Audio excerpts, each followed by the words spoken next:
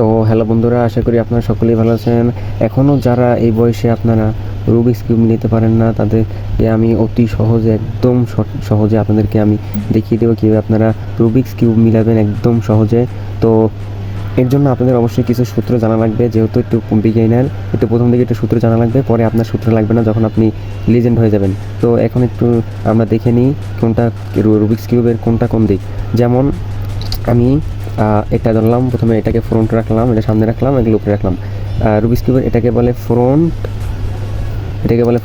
এটা যদি আমরা এদিকে দিই ফ্রন্ট, আর যদি এটা উল্টো আনি তাহলে এটাকে বলে ফ্রন্ট ইনভার্স, আর এদিকে দিলে ফ্রন্ট।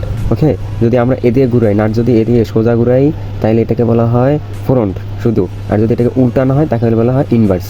আর যদি তেমনি এই যে রাইট পাশে যেটা আছে, যে ডান পাশে যে কিউবটা আছে, এটাকে যদি আমরা সোজা এটাকে ঘুরাই তাহলে এটাকে বলা হয় রাইট, অ্যান্ড দেন যদি আমরা পিছনে ব্যাগ আনি এটাকে বলা হয় রাইট ইনভার্স। তেমনি এই যে উপরে এটাকে আছে, এটাকে বলে আপ দিলে আপের এটাকে বলে আপ, আর যদি এটাকে উল্টো ঘুরানো হয় তাকে বলা হয় আপ ইনভার্স।